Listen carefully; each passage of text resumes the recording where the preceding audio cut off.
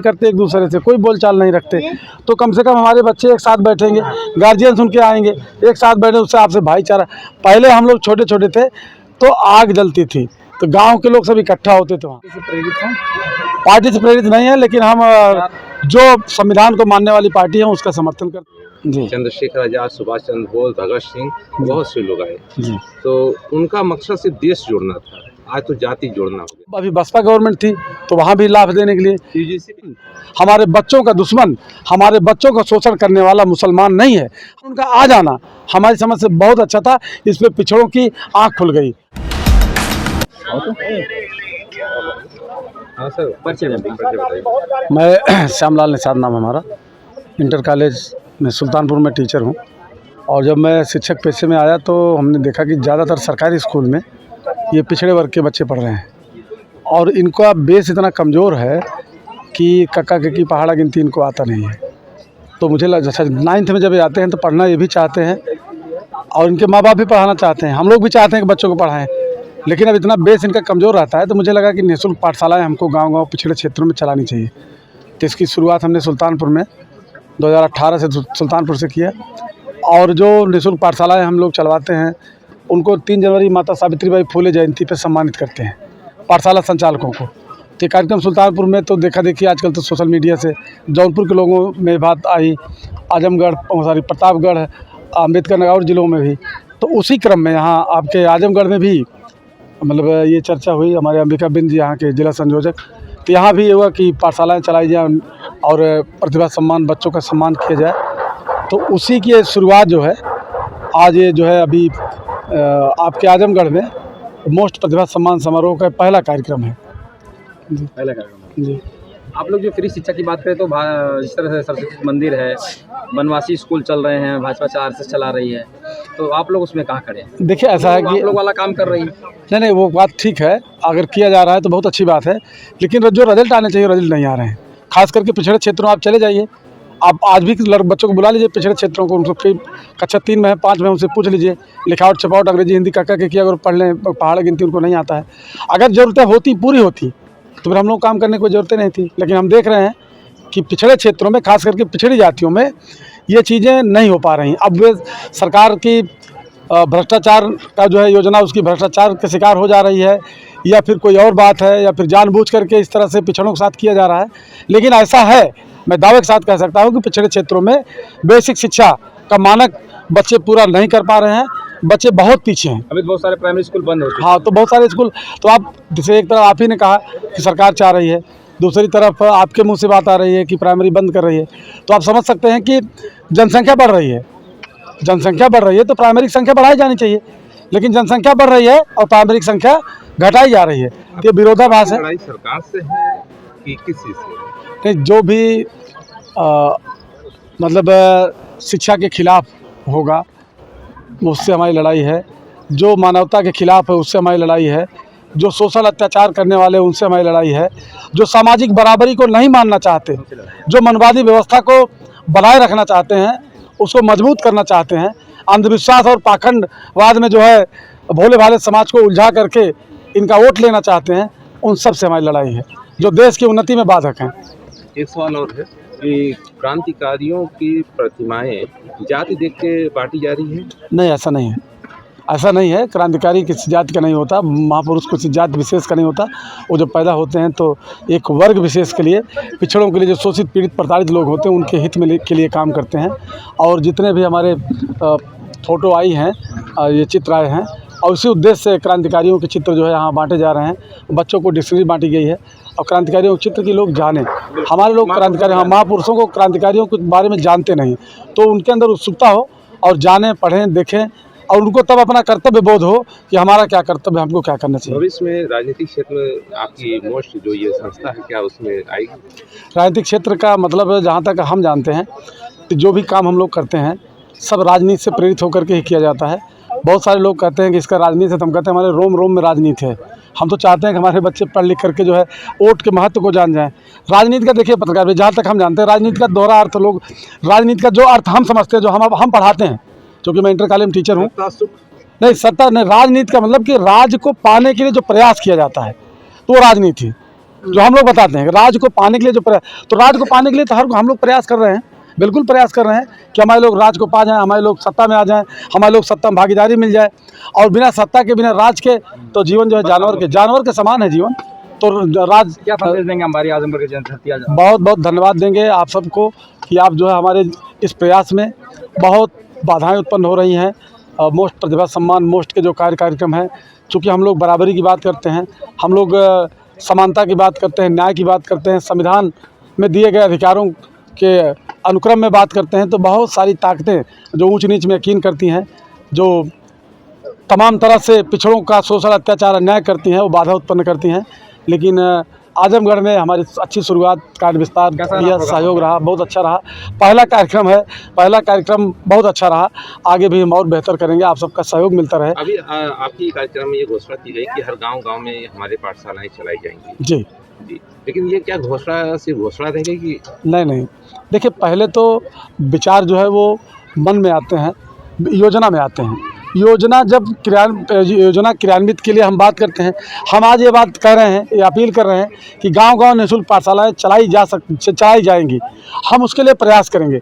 लेकिन आप सबको ये बात मालूम होना चाहिए कि जब तक समाज का सहयोग नहीं मिलेगा, आप सबका सहयोग नहीं मिलेगा, अकेले श्यामलाल निषाद कोई काम नहीं कर सकता। शुरुआत कर सकता है, लेकिन उसको चलाने के लिए, उसको करने के लिए आप सबका सहयोग चाहिए, साथ चाहिए। जब आपको लगेगा कि हाँ, ये अच्छा काम है, ये होना चाहिए। इससे सिर्फ शिक्षा ही नहीं, हमारे लोगों में जो OBC 80 में वैमनस्यता पैदा है, लोग बात ही नहीं करते एक दूसरे से, कोई बोलचाल नहीं रखते। तो कम से कम हमारे बच्चे एक साथ बैठेंगे, गार्जियन सुन के आएंगे, एक साथ बैठे, उससे आपसे भाईचारा। पहले हम लोग छोटे छोटे थे तो आग जलती थी, तो गांव के लोग सब इकट्ठा होते थे, वहाँ तप्ता जलता था, बड़ा बड़ा कुंदा जलता था, तो लोग बैठते थे, भाईचारा होता। अब कोई मतलब ही नहीं किसी से। तो एक हमारा ये आपस में जोड़ने का, चूँकि हमारा दूसरा काम है, पहला काम हम शिक्षा पे कर रहे हैं, दूसरा काम हम मोस्ट बहुजन जोड़ो, आप कह सकते हैं PDA को जोड़ने का काम कर रहे हैं। चूँकि हमारा मानना है, जैसे हम लोग कहते हैं कि OBC 80 इकट्ठा हो जाए तो काम हो जाएगा, लेकिन OBC 80 को इकट्ठा करने के लिए कोई फेविकोल से तो नहीं जोड़ा जा सकता। उनके दुख दर्द में, उनके पीड़ा प्रताड़ना में, उनकी मदद में आप खड़े होंगे, तभी OBC 80 माइनॉरिटी इकट्ठा होंगे, एक साथ होंगे। और जब तक हम एक साथ नहीं होंगे, तब तक हमारी दशा पार्टी से प्रेरित हैं? पार्टी से प्रेरित नहीं है, लेकिन हम जो संविधान को मानने वाली पार्टी है उसका समर्थन करते हैं। और संविधान की मानने वाली पार्टी और जो बराबरी की बात करते हैं, उनका हम जो है समर्थन करते हैं, सहयोग करते हैं।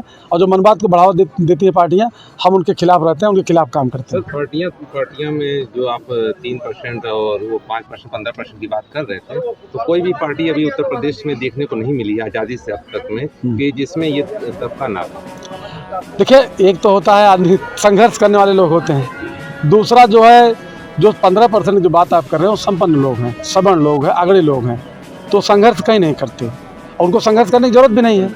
वो अपने लोगों को सिर्फ लाभ देने के लिए सब पार्टी में चले जाते हैं। मतलब लाभ देना होता है। अभी सरकार भाजपा की चल रही है, तो वहाँ लाभ देने के लिए वो हैं। अभी सपा की गवर्नमेंट आ जाएगी, तो वहाँ लाभ देने के लिए। तो संघर्ष नहीं करते हो, संघर्ष क्यों करेंगे भाई? उनके लोग सक्षम है, वो तो लाभ देने के लिए UGC लागू हुआ, संघर्ष कर दिया, संघर्ष कर, तो वो लाभ देने के लिए। अभी बसपा गवर्नमेंट थी, तो वहाँ भी लाभ देने के लिए। UGC पे क्या है, जब बात UGC पे आ गई, UGC पे आपका? देखिए, UGC पे हमको लगता है कि बहुत सही समय पे आया। हमारे बैकवर्ड के लोग जो खास करके हिंदू बने हुए थे, जो मुसलमानों के खिलाफ भड़काया जा रहा था, उनको कम से कम इस समझ में आ गई कि हमारा दुश्मन, हमारे बच्चों का दुश्मन, हमारे बच्चों का शोषण करने वाला मुसलमान नहीं है, हमारे बच्चों का शोषण करने वाले सवर्ण लोग हैं जो UGC कानून का विरोध कर रहे हैं। तो UGC कानून का आ जाना हमारी समझ से बहुत अच्छा था। इस पर पिछड़ों की आँख खुल गई। जो हिंदुत्व का जो चोला ओढ़ करके जो है चल रहे थे, उनके समझ में आ गया कि खतरा हिंदुत्व से नहीं है, हमारे बच्चों को खतरा अगर है तो मतलब सवर्ण लोगों से है। और इसके लिए जो है वो तमाम चीज़ें पहले कही जा रही थी कि हाँ विचार आए। क्रांतिकारी जब देश गुलाम था, उस समय हमारे यहाँ बहुत से क्रांतिकारी पैदा हुए। चंद्रशेखर आजाद, सुभाष चंद्र बोस, भगत सिंह, बहुत से लोग आए। तो उनका मकसद सिर्फ देश जोड़ना था, आज तो जाति जोड़ना हो गया। नहीं, आपने पढ़ा नहीं सही से। आप भगत सिंह को ले लीजिए। मैं नास्तिक क्यों? भगत सिंह कहते हैं कि ये जो मतलब ये जो आज़ादी है अंग्रेजों से, ये तो बहुत छोटी है, इससे बड़ा आज़ाद होना है जो भेदभाव है, समाजवाद लाना है। आप पढ़िए ना, किताब आप पढ़िए जो है आप। हाँ, अब उन्होंने कहा कि जो अंधविश्वास, पाखंडवाद, ये सब चीज़ें हैं, भगवान और ये सब चीज़ें हैं, इस तरह की चीज़ें। मैं नास्तिक क्यों? आप पढ़िए ना, भगत सिंह को पढ़िए, आप जो है आपको पता चल जाएगा कि सबसे बड़ी लड़ाई, सबसे बड़ा संघर्ष तो हमारे महापुरुषों ने अंधविश्वास, पाखंडवाद के खिलाफ किया है और ये ऊंच नीच के खिलाफ किया है। और आप हम आपसे निवेदन करेंगे पत्रकार भैया कि आप प्लीज़ भगत सिंह को आप पढ़िए। आप तो आपको बहुत सारी चीज़ें, आप ज्योतिबा फूले को पढ़िए, तमाम सभी क्रांति पेरियार को पढ़िए, आप ललाई सिंह यादव जी को पढ़िए। आप समाज को जोड़ने के लिए आखिर सब क्या करें? देखिए, जोड़ने, समाज को सबको जोड़ने का कॉन्सेप्ट जो है ये खोखला है, ये पूरी तरह से बेईमानीपूर्ण शब्द है। समाज के जो पिछड़े हैं, समाज में 2 वर्गों में हमेशा संघर्ष रहा है और संघर्ष रहेगा। पिछड़ा, चाहे उसको आप अगड़ा पिछड़ा कह लीजिए, चाहे बैकवर्ड फॉरवर्ड कह लीजिए, और जब तक बराबरी नहीं आ जाती, जब तक इक्वलिटी नहीं आ जाती, तब तक ये संघर्ष चलता रहेगा। और जब तक बराबरी नहीं आ जाएगी, जब तक इनमें भेदभाव नहीं खत्म हो जाएगा, तब तक जोड़ने का कोई भी तरीका सफल नहीं होगा। जोड़ने का तरीका अपने आप मतलब पूरा हो जाएगा जब इनमें बराबरी आ जाएगी। आज भी जो सवर्ण लोग हैं, आरक्षण में संविधान में व्यवस्था कर दी गई है। आर्टिकल 14 देख लीजिए, आप यूजीसी देख लीजिए, 15 देख लीजिए, 17 देख लीजिए, 19 देख लीजिए, लेकिन जहाँ मौका मिलता है, आप आरक्षण की व्यवस्था देख लीजिए। पंचायतों में जो आरक्षण की व्यवस्था माननीय मुलायम सिंह यादव जी ने किया, आप लोग सब जाने उत्तर प्रदेश में। लेकिन आज भी जब बैकवर्ड सीट आती है, 80 सीट आती है, तब भी ईमानदारी से नहीं देते। वो अपना हरवा, अपनी गोबर कढ़ी लड़ा देते हैं, मोहर अपने पास रखते हैं। तो बराबरी के प्रति ईमानदार नहीं है वो, बेईमान है वो। और जब तक बराबरी के प्रति दिल से ईमानदार नहीं होंगे, तब तक ये संघर्ष करना पड़ेगा। और हम आज यहाँ मंच से भी कहें, आपसे भी कह रहे हैं, जब तक हम जो गैर बराबरी की व्यवस्था देश में है, जब तक इसकी रीढ़ नहीं तोड़ देंगे, जब तक मनवाद का जो है खात्मा नहीं कर देंगे देश से, जब तक संवैधानिक व्यवस्था पूर्ण रूप से जैसा संविधान में लिखा गया है वैसी व्यवस्था जब तक देश में नहीं लागू हो जाएगी, तब तक मोक्ष कल्याण संस्थान के लोग संघर्ष करते रहेंगे, मेहनत करते रहेंगे। आप सब सहयोग मिलता रहे। धन्यवाद। क्या नाम है आपका? मैं सुरेंद्र यादव, ये हमारी ग्राम सभा है। मैं जिला पंचायत पद का प्रत्याशी हूँ मकसूदिया से। मित्रों, और मैं सबसे पहले आप सभी पत्रकार बंधुओं का हार्दिक स्वागत, अभिनंदन, वंदन करता हूँ। इसके साथ साथ मैं ये कहना चाह रहा हूँ कि यहाँ पर मोस्ट प्रतिभा सम्मान समारोह हुआ, लेकिन दुख इस बात का है कि संख्या हमारी यहाँ 85 है। 85 क्या है, यहाँ 100% लोग हैं, लेकिन संख्या उस हिसाब से यहाँ नहीं जुटी। उसके लिए बहुत खेद है। आपको दर्द है? दर्द है भाई, रहना चाहिए संख्या। अगली बार हुआ प्रोग्राम क्या करेंगे आप? बढ़ चढ़ करके हिस्सा लिया जाए, सबकी यहाँ जिम्मेदारी बननी चाहिए, सबको आना चाहिए इसमें। अगर राजनीतिक पार्टियों का ये आज कार्यक्रम होता तो कुछ ऐसा ना, तो लोग जुड़ जाते, हम आप बढ़ जाते कि चलिए उस पार्टी का। देखिए, जहाँ लोगों का, समाज का इस तरह प्रोग्राम हो, यहाँ तो पार्टी का कोई है नहीं प्रोग्राम। इसमें तो सभी लोगों को आना चाहिए, सामाजिक कार्य है ये, सबको आना चाहिए। मान सम्मान बच्चों का करना चाहिए, बढ़ाना चाहिए। शायद धूप की वजह से नहीं लोग आए हो तो? अरे धूप क्या करेगी, अगर धूप आप देखेंगे तो पूरी लाइफ में नहीं संघर्ष कर पाएंगे। चलिए ठीक है।